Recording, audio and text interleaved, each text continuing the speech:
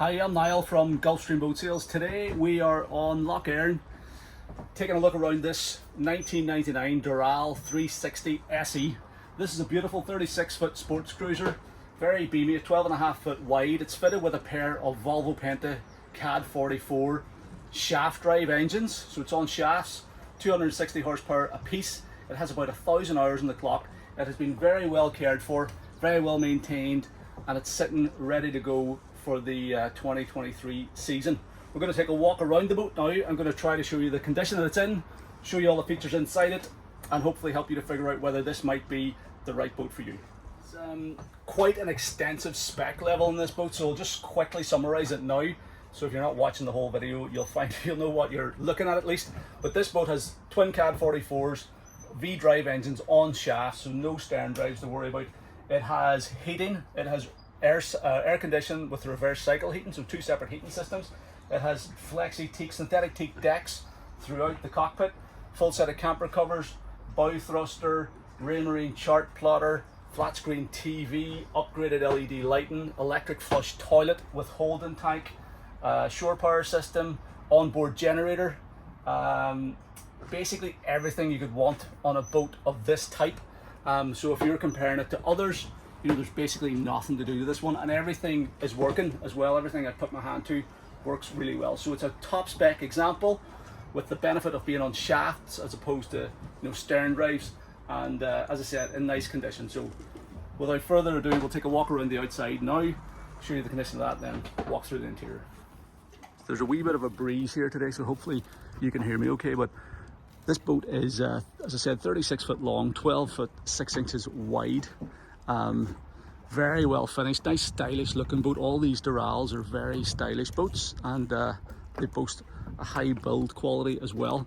We've got an electric anchor windlass up forward there, stainless steel anchor roller, 15 kilogram anchor on there, with foot switches on the bow as well as controls at the helm.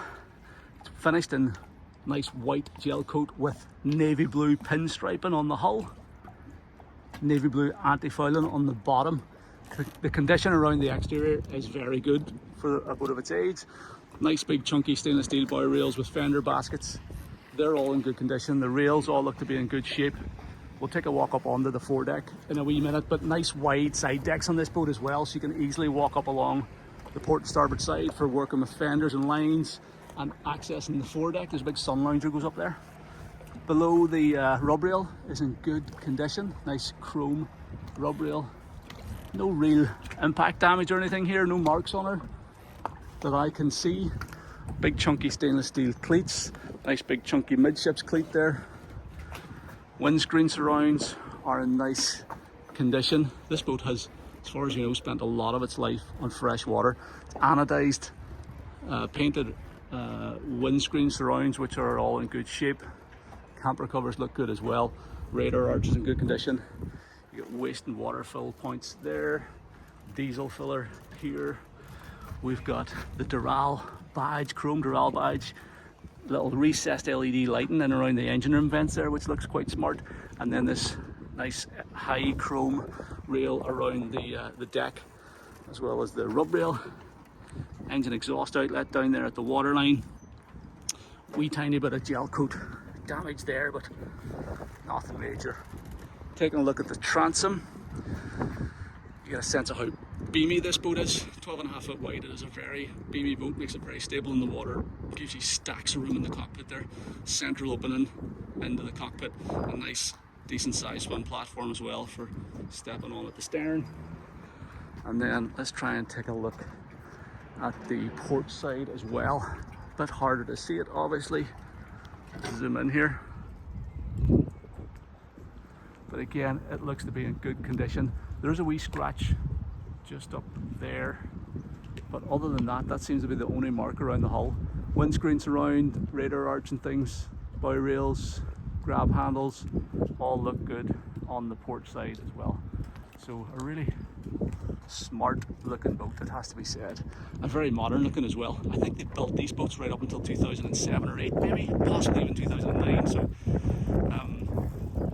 it is a very modern design. let's take a look up along the up at the foredeck first before we get carried away on the inside. I did say I would show you this foredeck. So we have these nice wide walkways up the port and starboard side, so you can step on from, see this little step plate here on this fender basket, so you can step there, stand there and walk all the way up. I'm going to join it up here because I'm trying not to drop my phone at the same time. So there's a big handrail here on the arch, so you can easily grab the handrail, and then you get this nice wide walkway, so you can very easily make your way forward. Bow rails come up to a nice height, and then you have this all the tread surfaces are all molded on skid. You get this big recessed area up on the foredeck with cushion. See the wee slots there. You slide the front edge of the cushion in there, and you can have a full sun lounger here. The cushion for this is on board the boat. It's in the forward cabin. These handrails are around it as well. So a huge big foredeck up here. Deck lights into the saloon here. Deck hatch into the forward cabin there. You can easily work with lines. You can get up to access your anchor windlass. You've got these bow lockers up here as well. Room to store fenders in there. Foot switches for the, what's that? That looks like a deck wash pump actually, possibly here. And foot switches for the anchor windlass. Probably only works whenever the engine's running. But yeah, that's your anchor windlass. And we can also get a good look at the top of the radar arch and the windscreen and stuff. So as I was saying, you know, there's no paint flecking off the windscreen. Windscreen rubbers are in reasonable condition. Two big wipers here with actually functioning wiper blades. The sign of a conscientious owner. You'd be amazed how many boats we get on board that have no rubber left in the wiper blades. Covers are in good shape. Radar arch with the searchlight up there, anchor light and horn, and then again you've got this nice wide walkway, same width down along the port side as well. Everything up here looks good. So there you go. So I'm gonna head into the interior now. So the swim platform is laid in synthetic teak decking, which continues the whole way through the cockpit. These nice chrome stainless steel fender baskets, as I said, with molded in steps. You can stand there, step there, and you're up the foredeck, or up the side deck, sorry. We've got these storage compartments then, port and starboard side. There's a manual bilge pump handle in that one. Let's close that. Let's have a look and see what's in this one. Shore power connection point with shore power lead. And then you have this split opening door for the cockpit, so you can't close that up if you've got pets and kids you want to keep in the cockpit. And then it opens out. You have two little courtesy lights here and easy access into the center of the cockpit. Once you're in here, you really get the benefit of that 12.5-foot beam. You get two huge seating areas, port and starboard side, slightly larger one on the starboard side with a big table there that'll easily accommodate 4 or 5 adults. And then you got a little L-shaped lounger seat on the port side with a little wet bar in front of it, a little sink there, storage underneath. This is just a big storage locker here. It's a huge big storage locker. It possibly may have had a fridge in there in the past, but it's just a storage locker now. There's a huge fridge down below in this boat, so you probably don't need a fridge there. There's a flat screen TV mounted here, lights in the arch, so you can really illuminate this area after dark. The owner has upgraded it with a bunch of like LED and direct lights as well. See, this sort of blue lights, they're all switched on there at the minute. Plenty of speakers out here as well. Speakers there, speakers there. Quite a good sound system. It's the original factory sound system in this boat. Subwoofer in there. So like there's 4 speakers in the subwoofer upstairs and another 4 speakers downstairs. There's power sockets, 12-volt power sockets, power for the TV, all that sort of stuff. This is all going with the boat. Camper covers at the back end of the cockpit are all in very good condition as well. So it's a nice dry cockpit. Flex-deck decks look the part. Low-level cockpit lighting all the way around as well. Courtesy lights. The interior upholstery here is in great shape. This is all the original upholstery as well, as far as I know, and it's all in really good condition. and it's just a really nice cockpit, nice place to spend time, you know, nice sociable seating layout at the aft end here. Moving forward then, we have another bench seat on the port side, big enough to accommodate 2 or 3 people. You've got a nice chunky stainless steel handrail there. There's a lot of little cup holders all the way around the place as well. Another 3 cup holders over there. And then you've got a twin wide helm seat up forward. And very commanding helm. We'll take a walk through that in detail now shortly. A couple of other things to point out first are this chart table area here. See this perspex screen, you can put paper charts there. With the cockpit, the cabin door closed over just for safety, you can access the foredeck out through the screen as well. So you get 2 molded in steps, and you can fold this screen open and you can access the foredeck out through the screen also with this little roll up cover section. There's another deck hatch there just in below the windscreen, gives a bit more light down into the saloon. So you've got a total of 3 overhead hatches giving light and ventilation down to the main saloon. But one of the things I like most about this boat is the fact that this table is offset and you've got this sort of thoroughfare here, so people can easily move through the boat. Even if you've got a bunch of guests sitting around the cockpit, there's still a nice wide walkway up the center. People, it's not, you know, you're going to be squeezing past people to get in and out, which is very nice. This deck hatch here gives a bit of natural light and ventilation down into the aft cabin as well. There's storage underneath all these seat cushions. So you got all these storage bins all the way around, and then we've got a big heater outlet here. So there's 12-volt heating system on the boat, diesel fired heating, and that heats the cockpit as well as the cabin area. So there you go. Nice cockpit, well finished off and in very nice condition. So let's take a look at the helm station now. As I said, twin wide helm seat, so more than enough room for 2 adults to sit here. Great commanding helm position. You're sort of looking actually over the top of the screen, so sort of through this perspex screen. You can obviously remove this as well. You can leave the roof section of the covers up, take these panels out if you want to have the sort of wind in your hair experience. But I think the owner mainly drives the boat with the covers on, as people tend to do in this part of the world. And then you've absolutely everything you could want on a boat of this size, packed to the gunnels with gear and equipment. So let's start at the start. First of all, it's Volvo Penta CAD 44 engines, and they're EDC, so electronic controls. So just the precursor to EVC. So you've got this, you know, this sort of diagnostic switch control, you know, status monitor panel here. And then you've got your engine warning lights as well for port and starboard engines, and your key switches down here. So they're 260 horsepower a piece. They give this boat a good turn of speed. One of the big advantages of this particular boat is that it's fitted with its V-drive engines, so it's on shafts instead of stern drive, so you don't have to worry about stern drive maintenance. You know, the shafts are a much more reliable system, a lot less to go wrong with them, and provided you don't hit them off the bottom, they'll last forever, really. So that is a very nice thing to have. It means that it's going to be a more reliable boat going forward. Those engines and that drive system on the shafts are good for top speeds of just over 30 miles an hour. The owner actually had the boat out on the lake, and we don't have time to take it out today. I'm on my own as well, so I'm not going to get a chance to run it on the lake. But the owner did there about a week or so ago, sent me a video, and there's footage there showing the boat cruising comfortably. You know, it'll cruise at anything from sort of 15 to 20 miles an hour. And flat out, he was getting just about 30 miles an hour. Probably would have went a bit harder, you know, a bit faster if he had kept it wide open throttle for a bit longer, but he didn't really like to do that. So 30 miles an hour top end speed, no problem. Boat runs comfortably, sort of 15-20 miles an hour, and it'll sit on the river and cruise all day at sort of 5 or 6 knots. So we've got full suite of marine engine instruments. This is a clock here actually.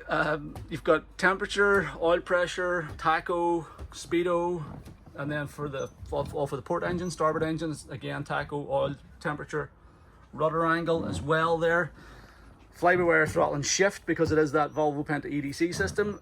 Bow thruster controls here, side power bow thruster, and that's a pretty responsive to the bow thruster there.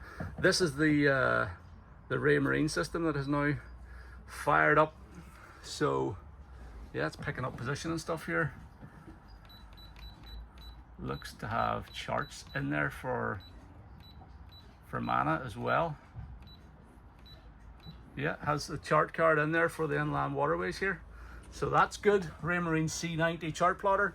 12 volt switch panel for engine lights, and I think we've most of these lights on, arch lights, courtesy lights. There's a switch for the anchor windlass actually. We've got a VHF radio down here. That also appears to be working.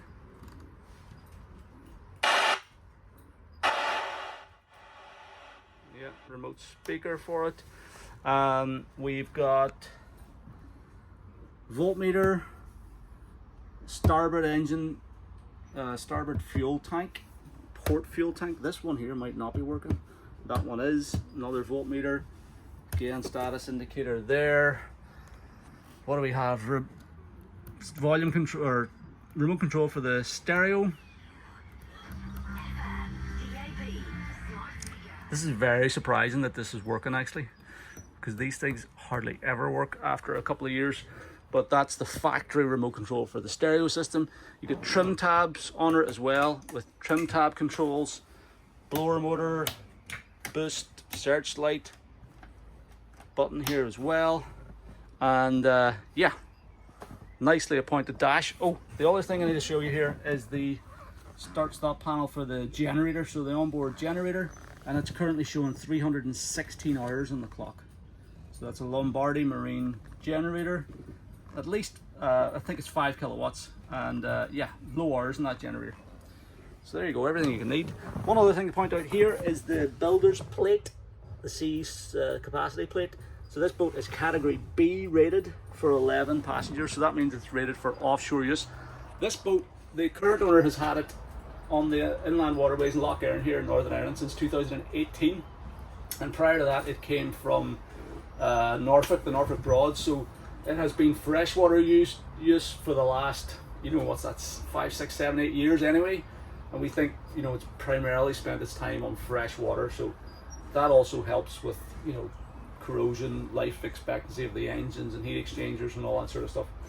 So the fact it's a largely freshwater boat, another added selling point. I just want to briefly talk about engine hours. So if you look at these clocks, the displays are showing big numbers on them, 2878 and 2893. The reason for that is if you just turn the ignitions off or turn the ignitions on and don't physically turn the keys back, those displays stay live and they count hours. So they're counting hours whenever the ignition switch is turned on. They're not counting hours whenever the engine is running. So the owner, whenever he bought the boat, made a note of what the hours were. He had it plugged into a Volvo Vodia tool to read the actual engine hours, and he bought the boat with 690 hours, I think it was. He has it all recorded, it's all logged in the boat logbook. And since then he's put just over 300 hours on, so there's currently 1,000 hours on the clock. That is the accurate reading. If you're welcome to get a Volvo engineer down to plug in the Vodia tool to confirm that, but we have documentary evidence there to show that there is 1,000 hours on the boat, which isn't huge for those engines. And obviously because there's no stern drives to worry about as well, you know, it's not as if you've got higher stern drives. It's actually the stern drives tend to wear out first on these boats before the engines do. So yeah, bags of life left in it, and a verified documented 1,000 hours on the clock. And yeah, just want to clarify that if you are looking and wondering why the counters on the displays are higher. That's the reason. So as I said, we're not going to take it out of spin, but I will fire it up here to see how the engines start. I haven't actually had it going here, so just make sure you're in neutral. The owner has added these little indicators to show whenever you are in neutral, because sometimes these fly-by-wire throttles can be a wee bit, you know, tricky to get used to if you're not used to them. They're very nice to use actually whenever you are used to them. So turn on, and we'll go with the port engine first, then the starboard. That was pretty good. And starboard engine now. That's us. Honestly, haven't had these things going. They're stone cold. I've been here all evening. I've been videoing this thing for about an hour. So there we go. That's how we look. No big clouds of smoke or anything here. Fisher exhaust outlet on the starboard side. Same on the port side. Sounds good, this thing actually. This exhaust at the waterline always sounds kind of mean. I like it. But yeah, not very smoky at all. And started. First turn of the key, both engines.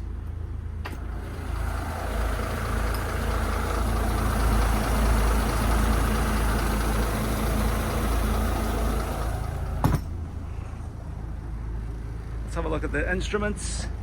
Oil pressure on the port engine, middle of the gauge. Obviously it's not warmed up yet. Idling at 1000 RPM there. It's showing a wee bit lower on this side, but it sounds the same, so it could be a gauge issue. Oil pressure again, middle of the gauge, and temperature hasn't come up just yet. So yeah, seems good.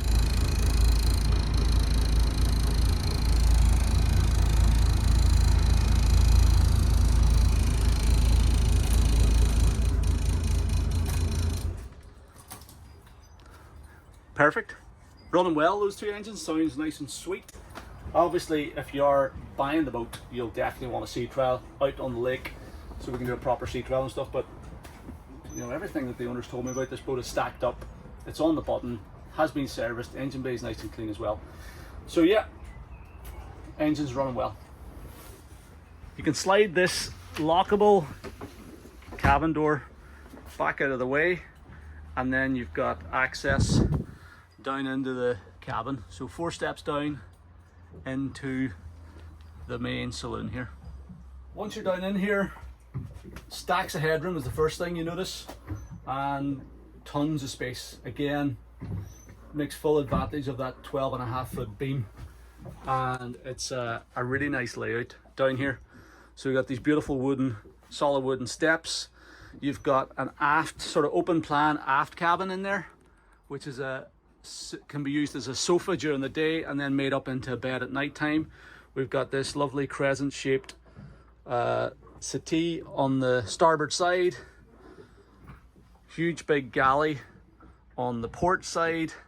Access into the heads and shower compartment on the port side as well. And then we've got this totally separate forward cabin, which is actually an option on these Doral 360s and Boca Grandes. They don't all have this, but this is the fully enclosed forward master cabin, which a lot of people like because it gives a lot more privacy on the boat. So you got totally enclosed forward master cabin, another double cabin back there that you can screen off with a curtain, and then you can drop the table down and make this up into a third double bed, so you can sleep a total of 6 people downstairs on the boat.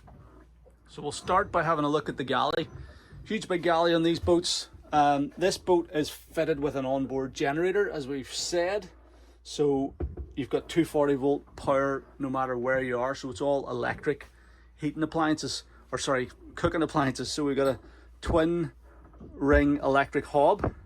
So you can either use that when you're plugged into shore power from the shore power, or if you're away staying on an island or something, you obviously just fire up the gen set and you can operate all your 240 volt equipment. So electric hob, nice big sink here, solid Corian countertops, so huge big counter there. You got an open and port light there, so you got a bit of natural light and ventilation. There's blinds, little Venetian blinds at all the port lights in the interior of the boat. We have a microwave oven in here, again 240 volt behind that little screen. This used to house an old TV, you know, whenever the boat was brand new, but it's been repurposed as a bit of a drinks cabinet with some nice LED lighting in there as well by the owner, and then plenty of storage space all the way around the galley. Open this one first and then that one. So you've plenty of storage up there, and then you've also got storage down here as well. Cutlery drawer, nice big spacious drawers, and a little storage box underneath the sink. All the joinery and woodwork and everything's in good condition. You've got a little bit of solid wood there in front of the galley. All these carpets were recently replaced by the owner, renewed, and underneath them is all solid fiberglass. So this is again a bit of a feature of Doral's. Get the original Doral lid for this bilge compartment as well. So that means, you know, you can easily keep the boat clean. You can take the carpets out during the winter, you know, dry the whole thing out. It's easy to keep the floor clean, and you don't have any sort of plywood bases to worry about, even if the boat does get a bit wet. So this is a huge big storage compartment in here, big lined storage locker, carpets throughout, heater outlets there, so big heater outlet in the saloon, yeah, solid fiberglass liner throughout the entire cabin of the boat, which is great. We also have a huge fridge freezer. Again, this is a feature in all these Dorals, these 360s and Boca Grandes. Massive fridge, much bigger than you would tend to find on most boats of this size, and a proper freezer as well. So this really contributes to the ability to go and spend extended periods of time on the water with this boat. You know, it could genuinely be a floating home away from home, you know, with that proper fridge freezer setup. Storage up there then as well. Recessed lighting all the way around the saloon, above the cabinets. And then this is a recently installed LED spotlights. There's lots of these dotted around as well. So galley's in lovely condition, proper size. You'll easily be able to, you know, accommodate family of 4 on the water for extended periods of time. So taking a look at the starboard side of the saloon, you've got this crescent shaped seating area, nice comfy settee with this huge high gloss solid wood table. You can drop the table down, see it's on this height adjustable strut, and then there's filler cushions so you can make that up into a double bed. You've also got the heater outlet there that we saw, and you've a ton of storage around here as well. So this is like another sort of drinks sort of cabinety type storage bin. One there, one there. These are little 12-volt lamps that the owner has recently installed as well. So more storage underneath there. Open and port lights behind the blinds, 2 of them. This is your stereo head unit. As I said, up at the helm, it's the original sound system, and it's all working perfectly.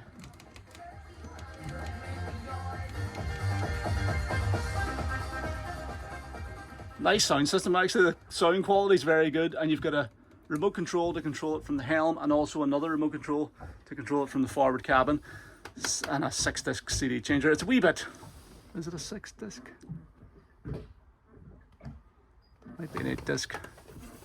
Anyway, an 8-disc, no, 6 discs. It's a little bit out of date now, the CD changer, but the stereo is all working very well, so it would be a pity to change it. You've got these little recessed shelves up here, and then more storage in these lockers, so all the way around. In here is your main switch panel also, so this is easy to get to. So you got all your 12-volt and 240-volt controls. You get your little voltmeter there showing your 240 volts, and you get your DC panel down here, so everything's easy to get to. Main circuit breaker, another one here, and then this is the controller for the diesel heating.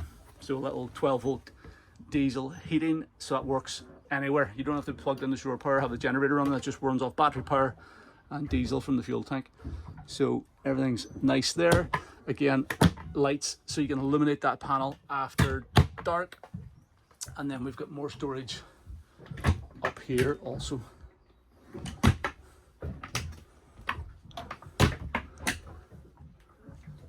So plenty of storage all the way around there. Joinery's in nice condition. Overhead LED lights, recessed lighting up around the top of the cabinets. So at night time you've got nice indirect lighting as well as your main overhead LEDs. Let's take a look at the aft cabin now.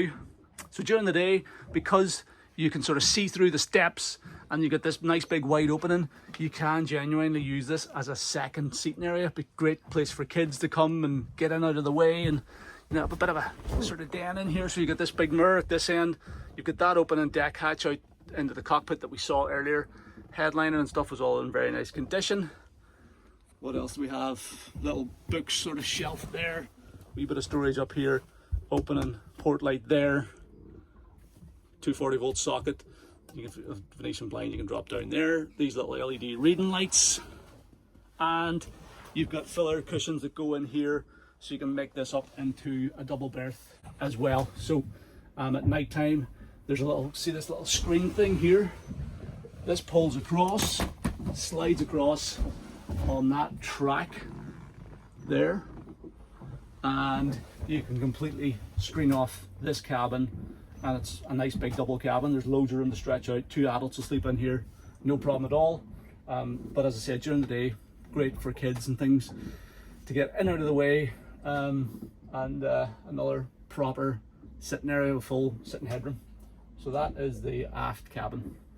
Just before we finish back here, again, this whole area is fiberglass lined as well, so removable carpets, and you can also set the table up down here. There probably is a separate table to go in here, actually, I would imagine, because that one's very big. There's probably another table that sits up in here, so you could potentially have a second seating area downstairs as well. This is a little hanging locker, illuminated, so you can hang up jackets and things for that aft cabin area. Moving forward then, we'll head into the master cabin. So as I said, separate from the rest of the cabin, which is good. Nice big island double berth, so you get steps up both sides, so you can easily get into either side of the bed without disturbing your partner. And yeah, huge big double bed. So what else do we have in here? We have coat hooks, hanging locker in there, quite a big one. LED spotlights, there's 4 of them in total in here. So you have one's up at the head of the bed, so you can turn these off and on individually, and they also turn all, you know, they all go on and off together on a switch as well. Another one over there, so you can orient those either pointing up, pointing down. Another little 12 volt lamp there, and then indirect lights along the tops of the cabinets too. Open and port lights, port and starboard, again with little Venetian blinds to screen them off. Speakers in here for the sound system. There's a remote control. Oh, there it is, up at the bed actually, remote control for the stereo. We have heater outlets, that's a heater outlet there. Storage in there. Control panel for the air conditioning system and reverse cycle heating. So that aircon unit, the owner was telling me, lives in there behind those. These are actually solid, these drawers. So the air conditioning unit lives in there, and that's the outlet for the aircon system. If you ever have the call to use it, he has never used it. It was working when he bought the boat, but he's literally never used it since. So we do believe it is working. More storage in there, sort of little dressing table-y type area there. Again, that's illuminated too. Wee mirror on it, that's all really nice. Storage up there, and then another storage compartment in there. 240 volt socket, bracket for a wee TV, which the owner has kept, I think, and some 12 volt power sockets and things as well. So a nice forward cabin, very spacious again for a 36-foot boat. The saloon, the whole cabin area in this thing is huge. If you compare it to like a, I don't know, something like a Sea Line S34 or that sort of type of boat, this is, I think, to me it feels bigger. Loads of headroom, big beds, you know, everything is well done as well. You know, it's all, everything is all fiberglass lined, so there's, you know, every piece of carpet is actually removable, which is good. You don't have any woodwork. It means that you can keep the boat a lot fresher as well. It's easier to clean, and you know, it's easy to renew carpets and stuff if you feel the need to. While we're down here, the owner has some other bits and pieces laid out for us. So these are carpets for the cockpit that the owner had made before getting the flex teak installed. That flex teak's only down about, it's not flex teak, it's perma teak, but it's a synthetic teak in the cockpit, and it was only laid about 2.5 years ago. So prior to that he had these carpets, so he's leaving those carpets, you can use those to cover the decks if you want to. We've got the original Doral bags with all the owner's handbooks and manuals and all that sort of stuff. You know, this is some of the original owner's handbooks, engine handbooks for the CAD 44s, and there's a pretty extensive service history file with the boat as well. We've got VAT invoices, previous bills of sale, service records for work that was done, and I just want to show you briefly to follow up what we were talking about on at the dash.